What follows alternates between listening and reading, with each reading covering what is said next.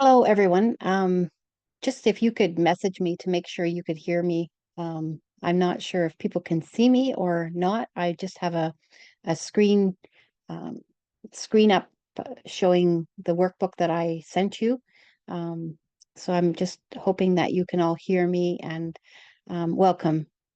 All right. Okay.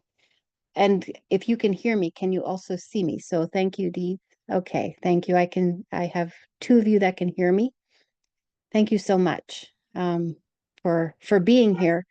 Um, it is 7. I do have more people that are coming. So I but I will just start the meeting just so that they can just come in when they come. So I'm Susie Levers, and I'm so glad that you're here. And I want to really welcome you to the Renew and Refocus and Renew workshop. And our my it's my pleasure to help you build a joyful homeschool year. So, as I said, I'm Susie Levers. I'm absolutely thrilled that you're here. Let me start by telling you a little bit about myself.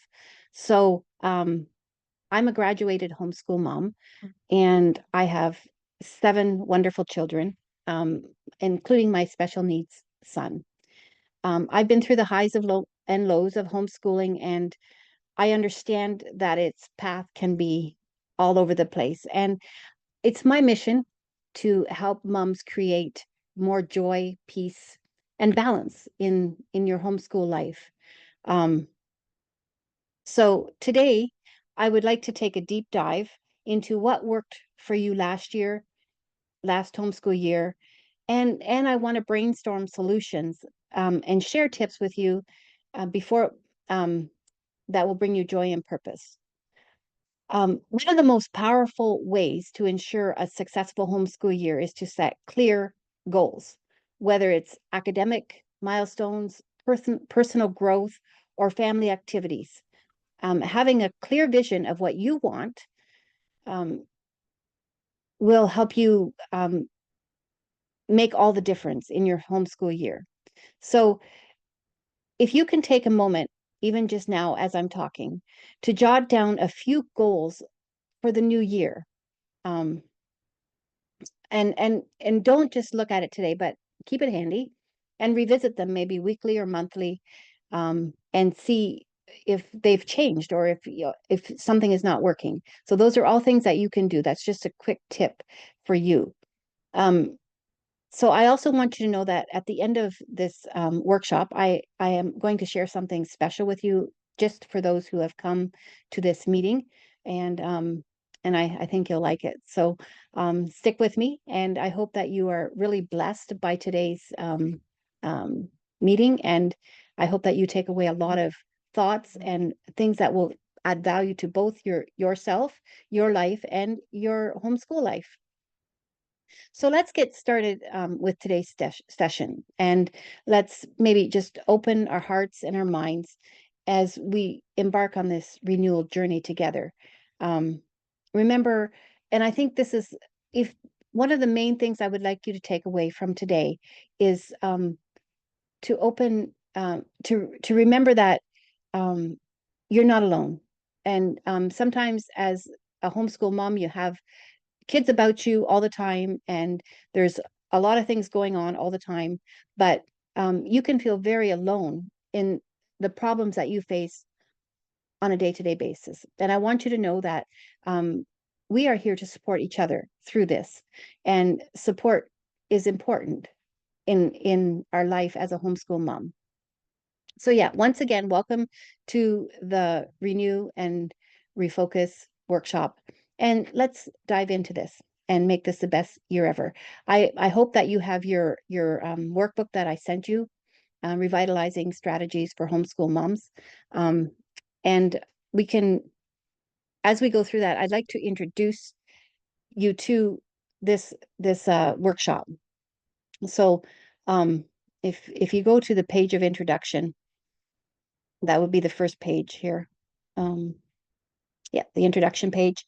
I set out some guiding questions, and we have about an hour. And how I'd like to work this is I would like to spend there's 5 sections, and I'd like to spend to 10 minutes on each section. I want you to feel free to type in anything you want. I would definitely be willing to answer my questions as you go, or answer questions as you go. And then I'm hoping that I'm not 100% familiar with how to open up a chat within the Zoom calls, that maybe you could ask some questions, or and and uh, and then we can discuss together, because I do think that that's really a very important part of homeschooling, is connecting with one another and exchanging ideas, so that you can feel supported, but also get new ideas. I remember when we were homeschooling, I belonged to not a very big homeschool group. There was maybe 10 to 15 families in that homeschool group. But I remember with those moms that we had a bond, and there was a lot of things we could talk about, and enjoyed getting different ideas from them and giving different ideas. And I remember one time my children saying to me, Mom, are you going to one of those mom meetings again? And I'd say, yeah. And they would be all worried that I would be coming home with new ideas for them for me to implement for the next parts of the school year. But that's what it's all about. It's about connecting one another and getting ideas from one another.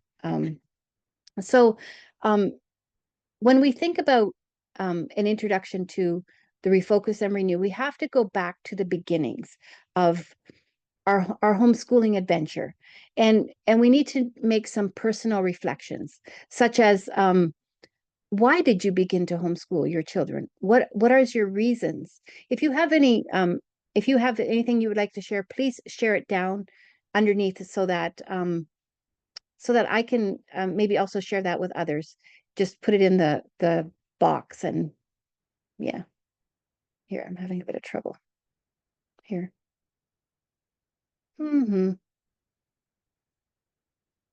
Sorry about this.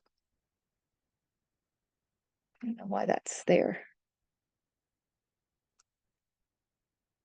Anyway, there we go. Sorry.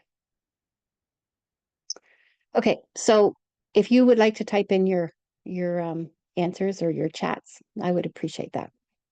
Okay, so then once you've gone through that, decide how your homeschool journey is going. Um,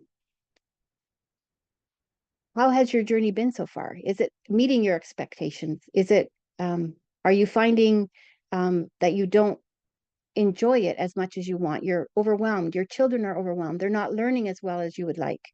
All those things. Answer all those questions if you can, as many as you can, and that will help you get an idea of, first of all, why you started to homeschool, and secondly, it will help you also um, know what your challenges are, and and and and then you can also go into, what are the biggest challenges you have? What are the biggest challenges you face in your homeschool? And how do you typically handle those challenges? When you are in a moment of stress or in a moment of burnout, how do you handle those challenges? Um, and do you find that you're happy with the way you're you're handling them? So look first at questions, the guiding questions, why you began to homeschool, then look at your current challenges, and then go on. The next aspect would be to, what are your goals? Um, what are your primary goals for your children's education? And it doesn't have to necessarily be academic. It can be, I want to have a better relationship. I want to be more patient. I want them to learn to be kinder to one another. Um, all those things are things that you can put in as goals for your homeschool year. So this will be the perfect time of the year to do this, to reassess and reevaluate what you're doing. Next thing is, how do you, what do your faith and values have to do with homeschooling? Like, how does your faith influence your homeschooling approach? And what values do you want to instill in your children through your homeschooling? And then you can look for support and resources. And that's really why I've come here today, to be a support to you and to give you as many resources as you possibly can. And and then how can this homeschool workshop help you um, achieve your homeschooling goals? So if you have a moment, maybe you can jot down some activities that some ideas of your intentions so that you can um, so that you can put a value to them and say, well, this is really important to me. This is what I really want to do. Um, and then also, I would invite you to put down a scripture. I am a Christian homeschool life coach, so scripture is very important to me as a homeschool mom and to me as a Christian life coach. Um, that keep that scripture in front of you all year long. Find a scripture that will guide you through the year and memorize it and help your children memorize it, or maybe several scriptures or even a whole chapter, depending on how old your children are. Memorize scripture, set it before you so that you can go back to it again and again. Um, so, what about reflecting last year?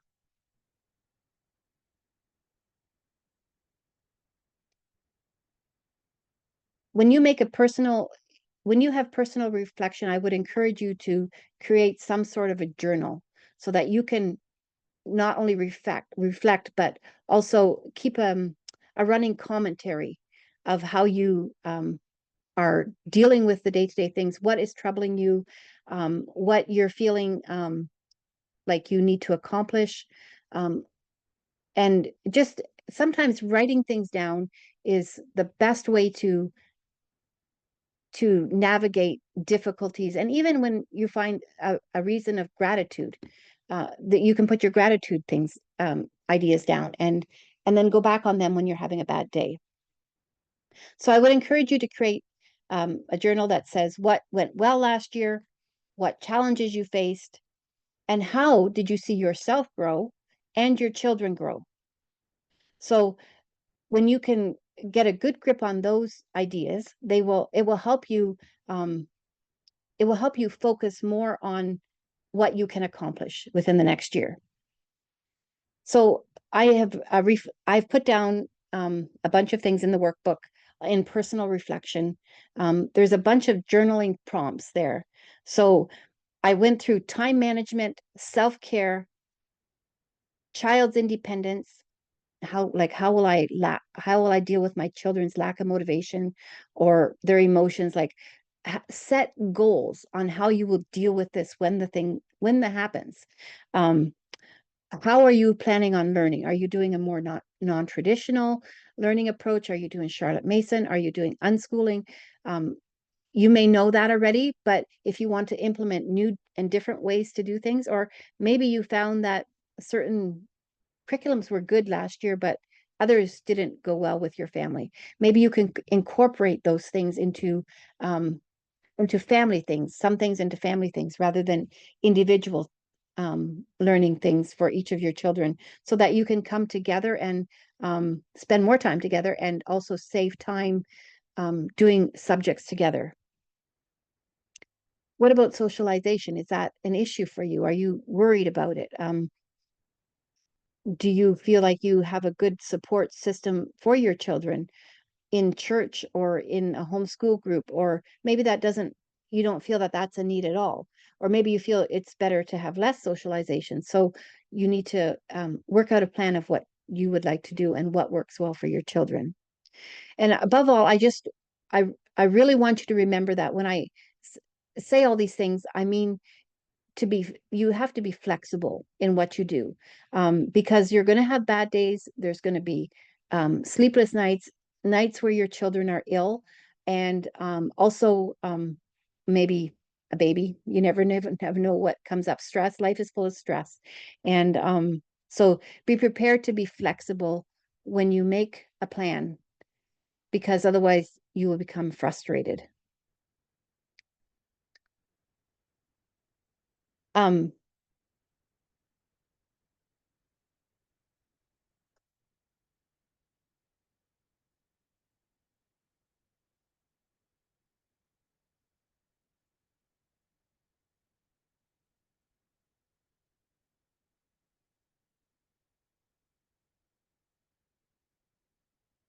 So I did what I call is a SWOT analysis.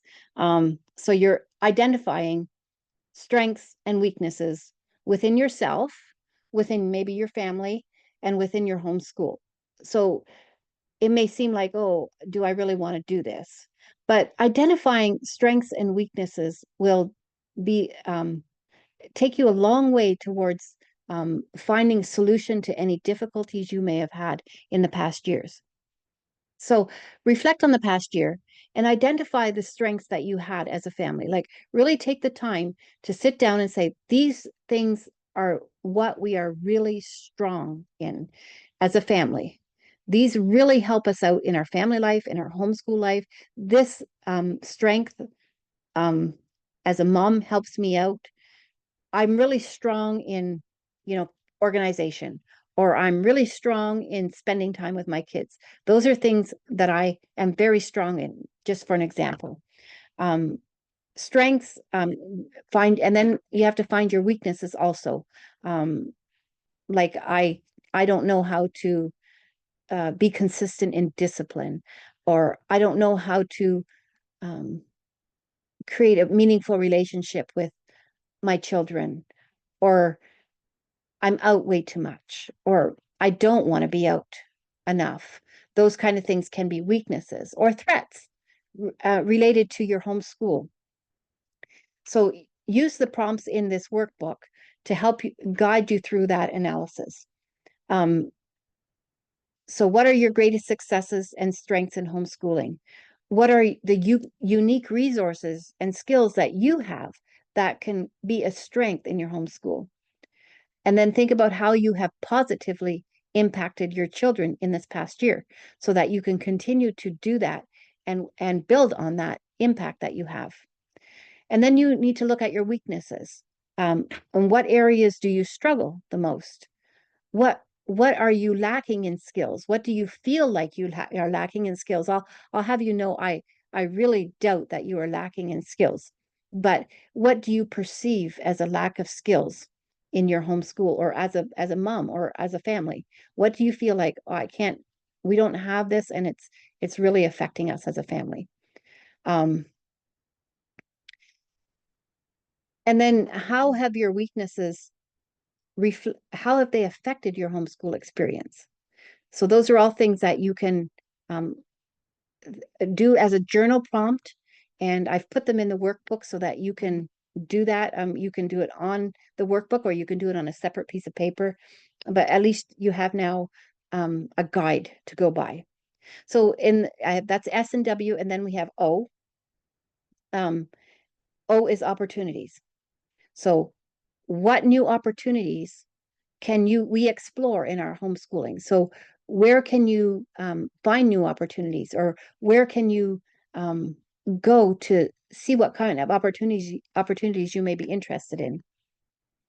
Are there any new resources, curriculum, activities, or methods that you can incorporate into your homeschool that you will feel comfortable with, and that your children will feel comfortable with, and that you will be able to use as an advantage in your homeschool and in your family life? And then how can you leverage your strengths to use and incorporate them into your homeschool life and use them to your advantage? And then the T part of the SWOT analysis is threats. So, what external things pose a risk to your homeschooling success? It could be stress, it could be financial difficulty, it could be relational difficulties, it could be um, illnesses. It can be any kind of stress in your life that you are finding is difficult, and that is a threat to you providing a joyful, balanced homeschool life for yourself and for your children. So, if you can foresee some different challenges that may be upcoming in the new year, it will help you greatly if you can um, figure them out and deal with them as possible. And of course, not all difficulties can be dealt with, and many difficulties come up on a day-to-day basis. So, but identifying what you can identify with And you can do this SWOT analysis on a daily basis. What is what are my strengths today? What are my weaknesses today? What are my opportunities today? And what threats visited my homeschool day today? And that will help you do better for the next day and accomplish more for your family.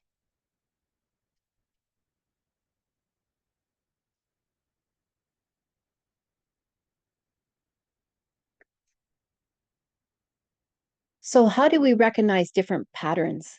So if you look at your SWOT analysis from your reflections from section 2, identify different themes or patterns and that begin to emerge. Um, so what strengths do you find you have consistently day in, day out within your family? And then when you see these strengths, how can you um, further them and develop them and utilize them so that they will be of a greater advantage to you? But what about the reoccurring weaknesses? I am so impatient day after day, um, and I don't know what to do about it. Can you take steps to address this weakness? Do you know what's causing your impatience? Do you know what's causing um, a breakdown in the relationship with your children? Maybe your impatience. So how do you deal with that weakness and find a way to stop being impatient? And maybe it is just a text. Maybe it's just having a text written in front of you to help remind you to not be impatient with your children when they've spilt milk over the table again for the 10th time. And because it is valid to be impatient when you've had to clean up milk 10 times. But we want to avoid that because I think as homeschool parents and as homeschool families, what we really want to develop with our children is a relationship. And impatience will always it will always make a relationship stressful and it will impede the relationship you have. So I'm just saying impatience, but it can be anything that you struggle with as a homeschool family. What and opportunities. So what opportunities emerge day after day that you can see this is an opportunity that I have to cling to and use within my homeschool and seize the opportunities so that you can utilize those opportunities within your homeschool. And again, the pattern of a threat. Maybe the threat, and I'm just going to give another example for clarity here. Maybe the threat you're facing on a day-to-day basis is children not being motivated. So that lack of motivation is present in your homeschool day, in your homeschool life, day after day. Like this child is just not motivated to do their schoolwork, or they're just not motivated to be part of the family with chores. How do I take this threat within my homeschool and and change it because it's a pattern? And so those are all things that you can begin to begin to help make your homeschool again more joyful, peaceful, and balanced.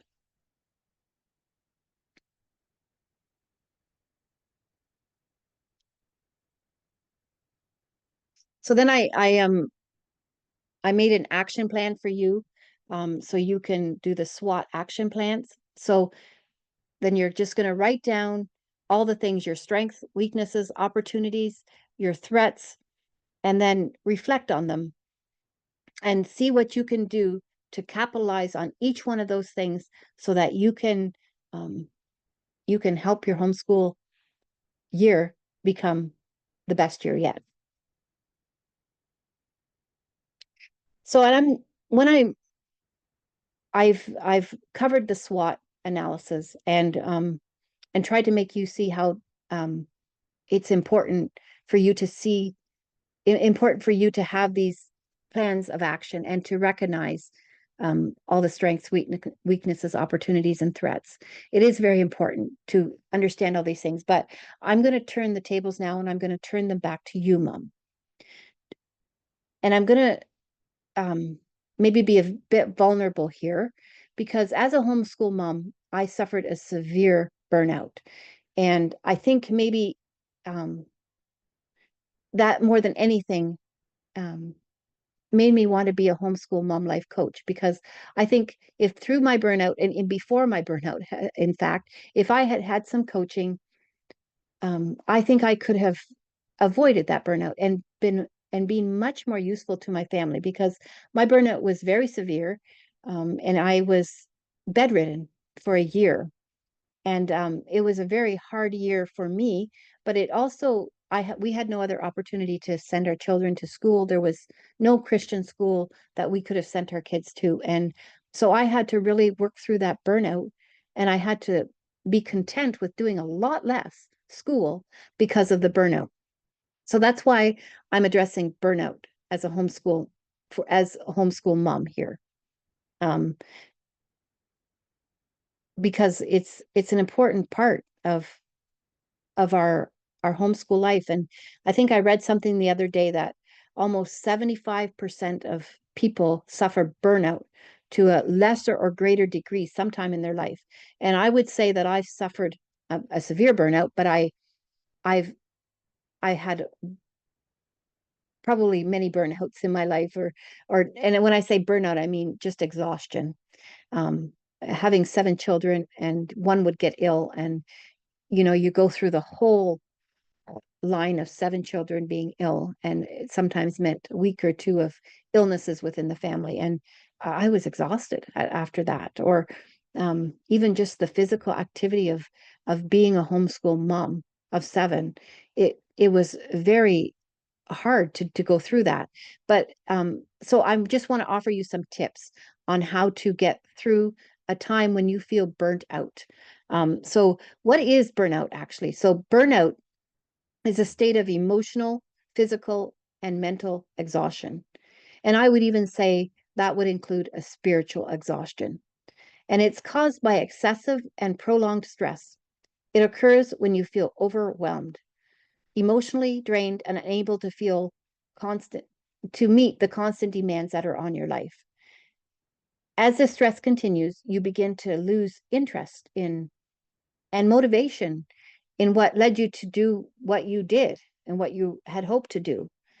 Burnout reduces productivity, and it saps your energy, and it leaves you feeling increasingly helpless, hopeless, and cynical and resentful of your life.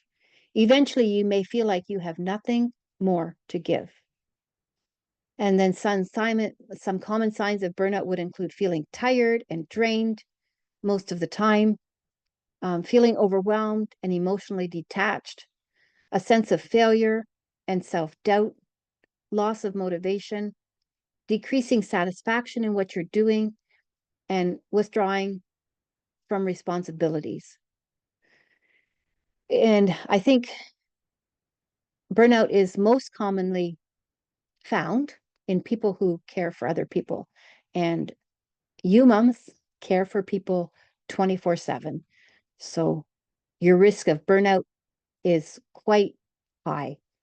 So just be aware that burnout can happen to a homeschool mom, and it's something I think I really feel like it needs to be addressed. So what can you do about burnout? How can you deal with burnout? Well, you need to first reflect if you have felt burnout, and if you do feel burned out, and what burns you out, um, and overwhelmed. And how often have you felt overwhelmed in your homeschool journey? How many days? How often does it happen? And which signs of burnout did you experience? And and can you figure out what the primary cause of that burnout was? And then so explore and list self-care strategies that you can do to help or prevent and address the burnout. Now, everyone will have a different burnout story and different ways to get over overwhelm. I know for me, it was time away from the kids. What can you implement in your life? I know for me, I had my husband's parents would take the children sometimes overnight, and my husband and I would have time to ourselves. You may not have that, opportunity. I'm so very thankful that I did. But maybe there's a friend, another homeschool mom you could trade off with. You take the children today, and I'll take them next week. Do it on a weekly basis. You can also plan things as a homeschool group to give everybody a rest. Like I know that in some homeschool groups, they have co-ops where uh, you would you would take a time to teach all the children something, but another mom would also take the time to teach the children something, and then you would be able to take, some of the days off, and the mom would do another, and then do some of the days. So you would get the break on your days off. So that those are different things that you could do to help you in your homeschool. But what about self-care? Like, what can you do for self-care? And I think one of the things that you can do to begin with is find a few moments to devote to Bible reading and prayer in the morning, if possible. And be flexible here again. Don't always try to think it has to be exactly to be done perfectly. Do what you can. There's many people who can't do all those things um, and get frustrated, and that's not necessarily a good thing, because then you're increasing your stress again. Some people have where they just enjoy it. I know I did for many years. I had a bath, like just having a bath. The kids would go and do their thing for half an hour, and I'd have a quiet time in the bathtub. And that was my half an hour to myself. And it rejuvenated me and made me ready to face bedtime with the kids. And so everybody has a different thing. Coffee, have a coffee. Take time if you're finding that you need a break. So yeah. Oh, sorry about that again.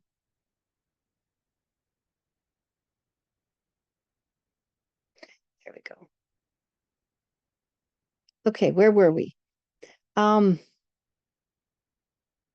it says here, feeling burnout can affect one's positive outlook sometime, and that's very true, because when you get discouraged, you feel as though, yeah, there is nothing good about it. And I have to laugh because one of the ladies said, yeah, I have the entire list. And I think, yeah, that's just the way it is. And it's important to notice the effects, and to realize that, life is hard and homeschooling is hard. And I think that's really what I want to do here today, is encourage you to not give up.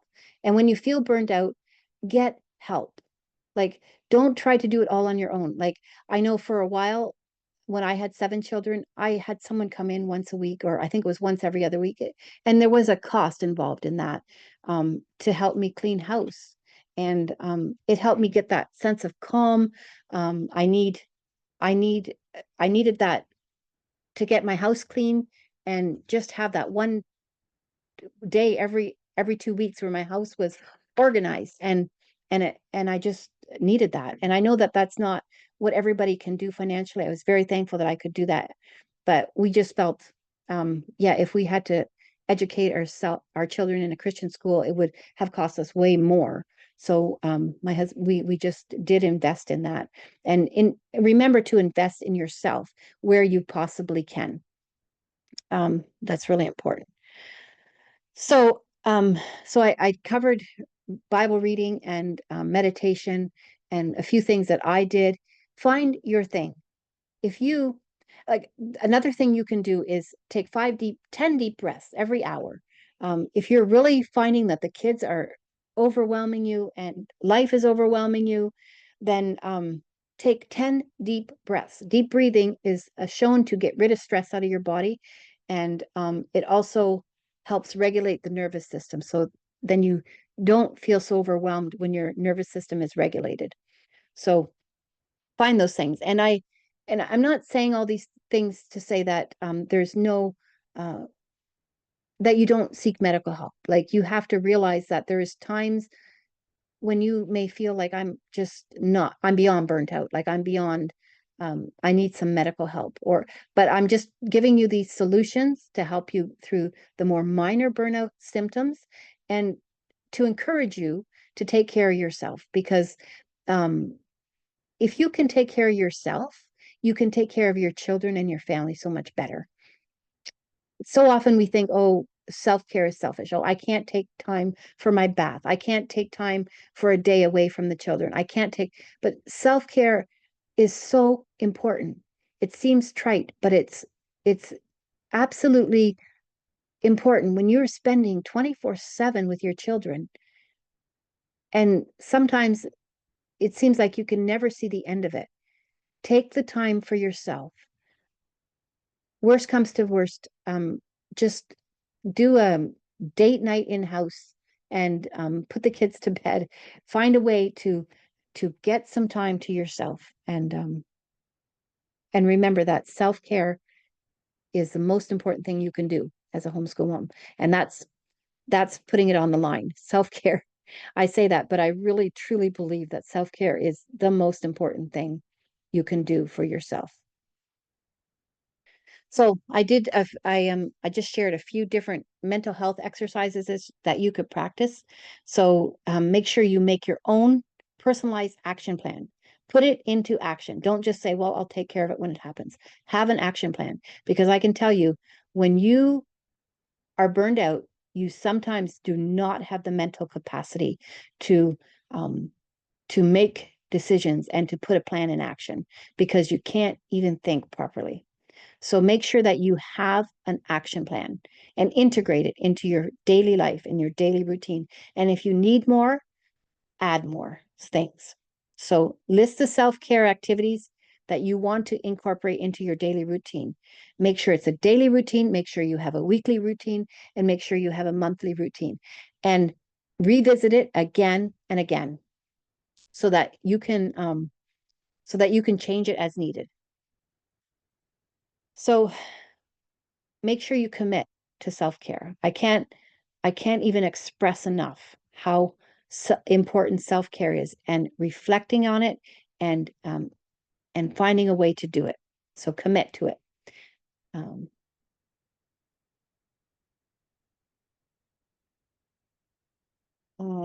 okay, so let's go on here. So here I begin section 5. We're going to try to set some goals for next year. Um, and I call them the SMART goals. So I had the SWOT analysis, and now I've got SMART goals.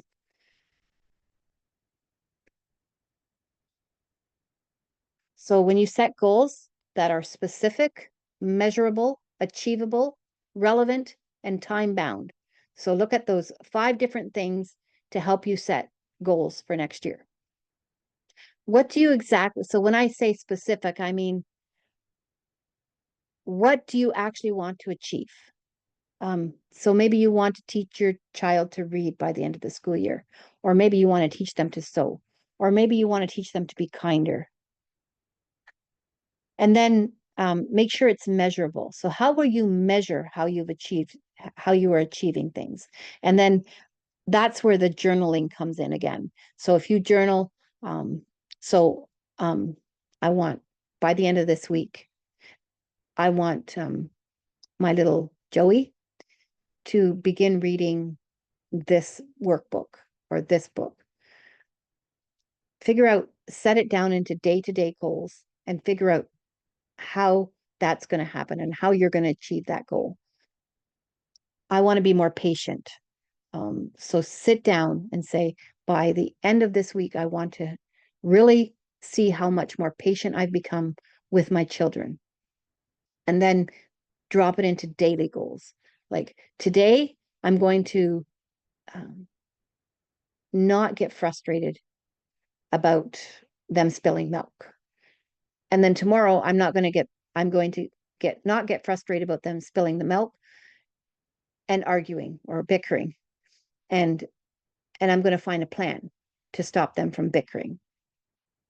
So those things.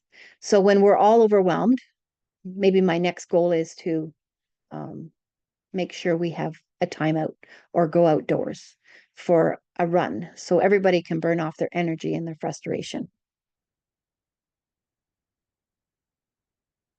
And then you have to figure out if the goal that you're setting is realistic. Can you realistically accomplish what you think you can accomplish within that week, month, day? So that you can, if it's not an achievable goal, you're just going to end up being frustrated, and your children are going to end up being frustrated. So make sure that the goal that you set is achievable. And if you fail, so you've set a goal and you feel, okay, that didn't happen this week, um, reset the same goal, but make it smaller. So what I'm trying to say is make sure that what you do is done in bite-sized pieces. And if you do everything in a bite-sized piece, eventually you'll be able to see that your bite-sized pieces have become a whole pizza, whatever you want to call it. So, and it'll be accomplished. So start small. When you're trying to achieve goals, start small. I think that's about the best advice I can give you, to start small. Is that goal that you've set, is it relevant? Like, is it really going to matter in 20 years? Is it really going to matter um, if you've set that goal in your life or your children's life?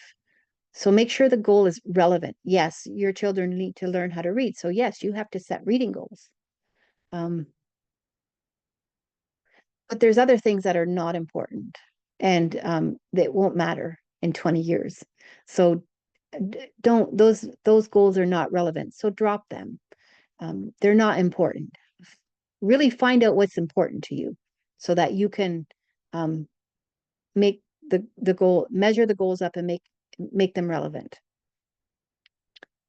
And then try to figure out what the time limit of that goal is. For example, I want to clean my kitchen cupboards, all of them. Well, it seems like a huge job. So I want to clean my kitchen cupboards by September 1st. So now you have a month and a half, or yeah, a month, a little bit over a month. So now you can put it down into days. Which days do you have available to do that particular task? Now you can drop it down to maybe one cupboard per day, so that everything is done by September 1st. That's what I find works for me. When I make everything, if I set a goal and then I make it into, like, don't overset the goal so that I get frustrated and it's way too big of a thing to do, whether it's in teaching your children, or whether it's in a character building issue, or whether it's in a homeschool organization situation. All those goals, make them small, and do it over a time period, so you can mark off. Like, today I was to do cupboard 1, and it's done. It's marked off. You've got the check mark, and it's gone. You've done it. And then tomorrow you do the next cupboard, and you've checked it off. Or and kindness. Today, the children were kind. And of course, that will be more fluctuating, because every day won't be, you won't see results every day. Some days will be good, some days will be bad. But if you start a plan and implement something into your life that is working your children to more kindness, then you start in the beginning of July and you want to see results by the end of September, then was there was was there did you meet the goal? Did you see progression in yourself or in your children? So those are just ideas on how to find a way to achieve all the things that you would love to achieve, without getting frustrated. And then when you don't set those goals and you don't accomplish anything, you tend to become unmotivated. So that's why I can't stress enough to do things in bite-sized pieces, so that you can achieve the goals that you need to achieve.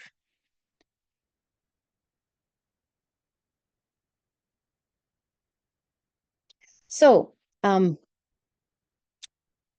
I also am hoping to hold a workshop on, I think it's August 6th at 7 p.m. And then we'll go more into the goal setting, and finding a way to just implementing all the stuff that you wanted to get rid of, and then the things that you want to add into your year, and then how to implement that stuff into your year so that you can have a joyful, balanced homeschool year that you feel like you are accomplishing what you want to accomplish. So, so for preparing for workshop 2, so just complete the activities that we've talked about, and gather your necessary information for planning the upcoming new year, and reflect on your strengths and your weaknesses. Those are important things to reflect on. Review your SWOT analysis and note any additional insights that you may have, and identify one strength and one weakness. So what I'd like you to do for homework between now and the next workshop is to find one strength and one weakness that you want to focus on improving. So write it down and focus on it, and then focus on those things and see how far you get within the next few weeks. The next homework task is to set some SMART goals. So finalize at least 2 SMART goals for the upcoming year. Ensure that these goals align with your family values and faith. Implement a self-care plan.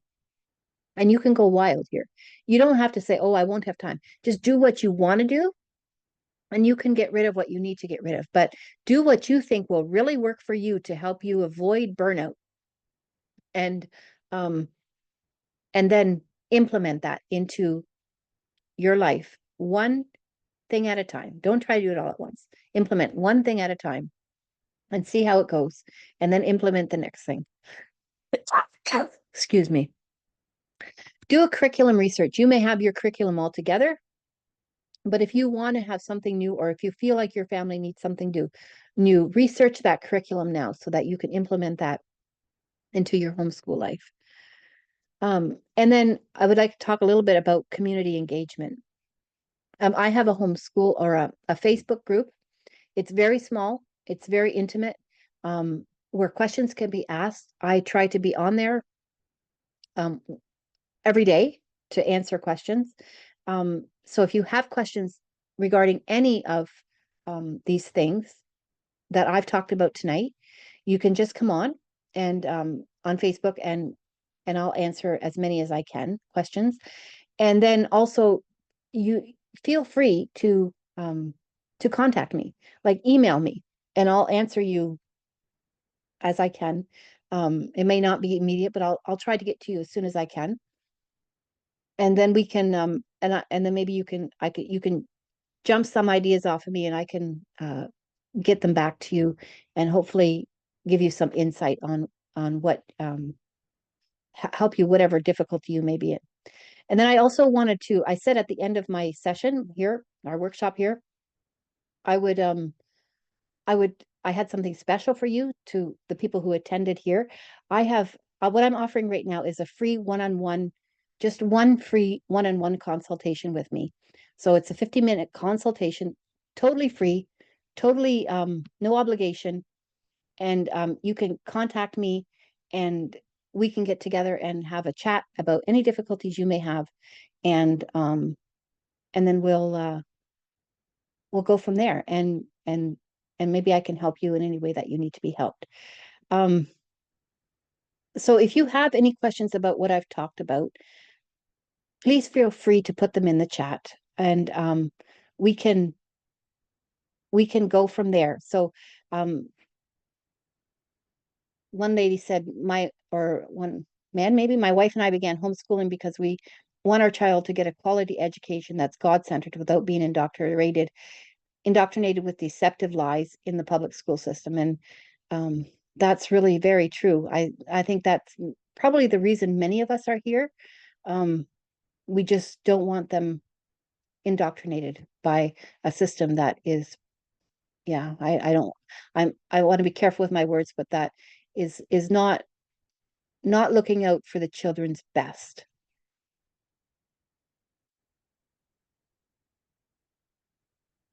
So yeah, another person said they wanted to homeschool because they wanted to have a learning environment for their child that didn't go the Christian against the Christian values. And I think, yeah, I think that's important. But I, like another lady said here too, it's they want to spend more time with their kids rather than sending them away for 8 hours. And I, as a homeschool mom who's uh, graduated, I still have children at home, but I'm not homeschooling anymore. I can't tell you enough of how quickly those years go.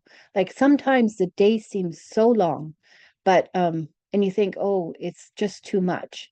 But honestly, the years go fast, and before you know it, it's over. And um, I loved homeschooling my kids, and you know, I've told you before that I suffered burnout, so it was not necessarily an easy road, but and not the easiest road for sure. But I just treasure the time that we've had with our children, and I wouldn't give it up for anything. Another one said feeling burnt out can affect one's positive outlook, and that's why I suggested making sure you have a plan in place, because when you're burnt out, you're not thinking straight. And um, if it's possible, get your husband on board, and so that he can notice the signs of burnout, and and then help you find a way through it. Um, one lady said, I try to keep the fact that homeschooling does make allowances for flexibility. Our problem is that we have only one child so far. It's not always to keep him entertained after lessons. We always have to do activities with our child. So yeah, so actually I had just my son lives in Saskatchewan. I'm in Southern Ontario. And he just left to go to the airport, and he was here with his daughter. And his wife wasn't able to come with my grandson she's expecting. And so, but he wanted to come and bring our granddaughter to us. And so I spent a fair bit of the week with her alone. And it was a new experience for me because I had 7 children, so they entertained each other. So yes, when you have one child, you will be spending more time with that child. And um, and that's not a bad thing, because like I said, our children grow up fast, and so just cherish that time with them is all I can say. Just cherish the time you have with your children, because they're gonna grow up fast. So, and so I just wanted you to know that I have a Facebook group that I have that maybe I'll email everyone, or if you are interested in joining, please email me and I'll send you a link.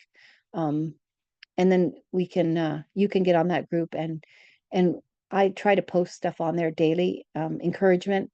And if you have questions, or input, or ideas, or suggestions, or support, or encouragement for homeschool moms, then then it would be wonderful to hear from you in that group also.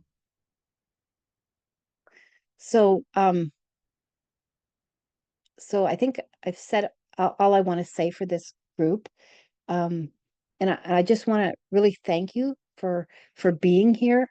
Um, it's it's not lost to me that you've spent your hour with me.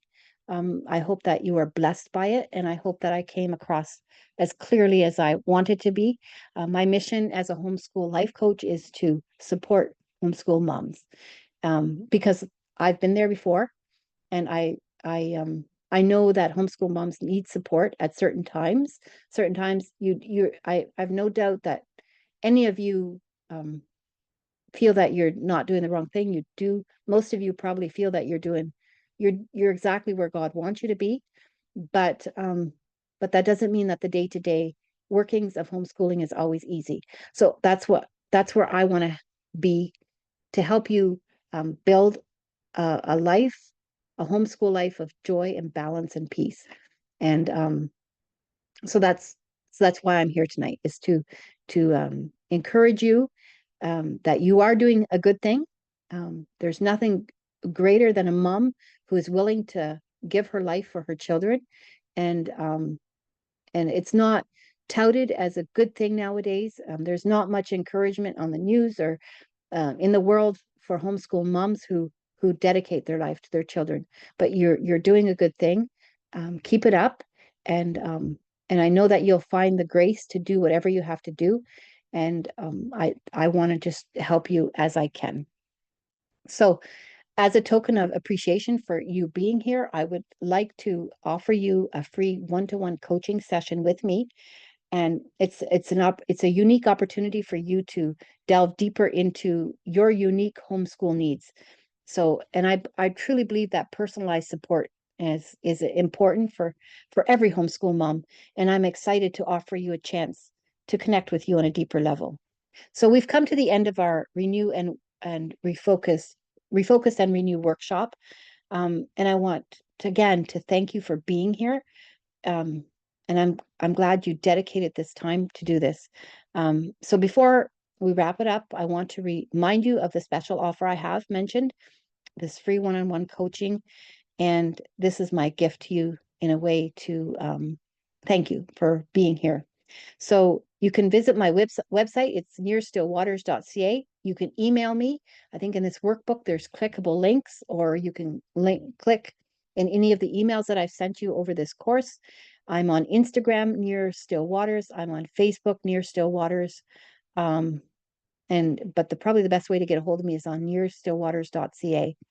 Or you can even call me as such. So write that number down, 519-878-0958. So I'll say that again, 519-878-0958.